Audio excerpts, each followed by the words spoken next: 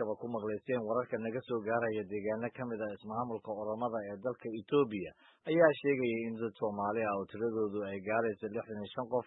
lagu dilay tuulada Gaadulu ee hoos tagta degmada Duralowa hase ahaatee madaxa warfaafinta deegaanka bariga Hararge ee dowlad goboleedka Oromada Cabdirasaaq Maxamed oo la hadlay laamaha Itoobiyaanka ee afafka Oromada Tigreega iyo Axmaarada ee VOA-da ayaa tirada dadka dhintay ku sheegay 14 qof. Cabdirasaaq Maxamed waxa uu intaas ku daray in weerarkan uu ka dhashay duulaan ay ciidamada liyu booliiska ee deegaanka Soomaalida ku soo qaadeen deegaan aan Godole ka dheerayn 2 qof oo mid ka mid yahay askari yahayna ay ku dileen isla markaasna reerkii askarigu ay weerar ku qaadeen Soomaalida Godole ku sugnayd. goordhaweed ayaan la xiriiray mid ka mid ah dadkii ku sugnaa goobta dadka lagu laayay arrimo amniga la xiriiray darteedna codsaday inaan magaciisa la shaacin waxaanan ugu horreyn weydiiyey sidii ay wax u dhaceen. waxaan soo dhawaaday wax u dhaceen si aan bini'aadamka lagu arago isirgoyna meesha ka dhacdayna waa gobolka degmada Daarolabu degmada Gaadulad weeyaan ka aroortii ilaa baare afartii xagga naga deesaan maqan xagga inay 10 taan u malayna afartii saac alaaba xidhna ilaa adigu bilku dhawaada dadkan meesha ku xidhna 65 ruuxi dad la soo habeeyo ciidamada gobolka Neega aan joogna Oromada ciidamada iyo dad dhalinyaro oo seefaf iyo mancha wato baarooti soo galay meel guri ay ku jireen oo guriga hooyada la xaafada meesha ay ahayd dadkii mancha iyo waxa la galay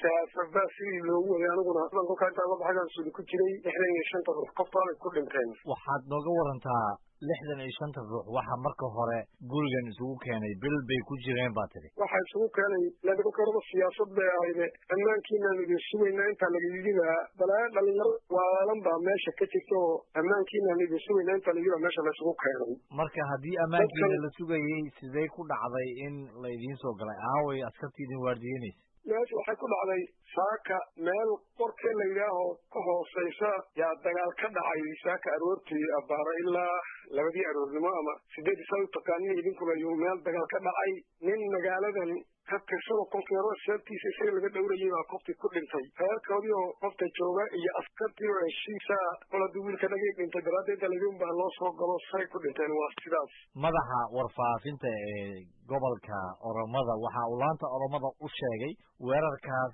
in ay soo qaadeen ciidamada liyu police oo ninka booliiska ahaa ee reerkiisu ay idin soo weerareen uu dilay arrintaas maxaad ka ogtiin? liyu police ay Soomaalida u leedahay degmada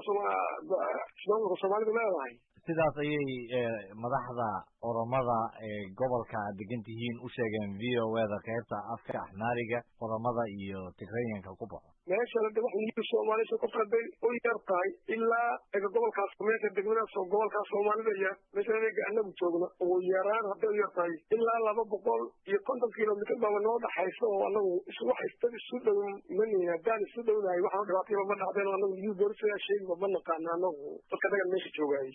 iga warantaa sidii ay dhibaatooyinkan u bilowdeen xaaladiinu sidee ahayd maxaad ku nooleedeen? annagu ilaa 2 bilood magaaladii waa laga jaray isku ma haylo sonkor ma haylo hadii inta kale oo helay ma jiro ilaahay hadii saacana wadana waxa laga dhigaysamoon naf ilaahay haysto mooyeen waa laga jaray wixii Soomaaliya magaalada tago sidii loogu wado loo garaacay baa isagoo sakraarkii la sii daayana waa diiwaan nasiib kicilada banaanka baa lagu dilay 2 bilood magaalada aan tagnaa. dadkii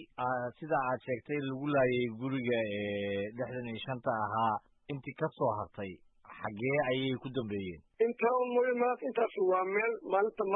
meel kale ka soo qaxayso Haroreytu leeyahay ilaa 98 ruux baa wax dangore iyo mantii waxa la yaabay iyaguna lagu laayo ilaa 300 guriga waa lagu gubay waa meel kale oo agteeda meeshan oo ilaa eegada meedkii banaanka wareegay ka kale Gaadulad meedkoodii waa la qariyo oo hawdha lagu guray kuwana ilaa eega banaanku magan yahay meel saddexaad oo iyaduna maanta dagaalka tan aroortii shitanta ka dhacday ilaa 9 ruux oo ugaasi wadada ku jira ku dhimatay iyaduna intaan ma dadka dhintay maanta dad uu baabay dadweynaha habinay badkii meel ku dhacday ilaa hadda ma hayno meel uu kacay. waxaad noo sheegtaa marka maxaa tala ah ama qorshe ah oo Soomaalida deegaanka Oromada degan ay isla soo meel dhigeen mar haddii xaaladii halkaas aad marayso sida aad sheegtay? annaga waxaa noo qorshaa haddii aan heli lahayn nabadgelyo noo hadhay ma jiro meeshan waa isirgoyn waana dabargoynayaa annaga iyo xoolaha annaga waa inaan meesha nalaga raraan annagu sidaadan ku goynay wax dawlada noo maqa dadkani waa isirtay dadka annaga meesha jooga inaa la dabargooyaa la doonayaa annaga waxaa noo qorshiyay haddii aan helayno oo dawladna reeri baan aragnay inaan meesha nalaga annaga iyo xoolaha annaga nalaga sii qaadaan doonayna annagoo ilka shaaga damani dawladina geyso inaan meesha nalaga sii qaadaan doonayna annagu marka ma idiin suurta gashay inaad dawladaha hadday ahaan lahayd tan oramada hadday ahaan lahayd tan deegaanka soomaalida iyo midda federaalka etoobiyaba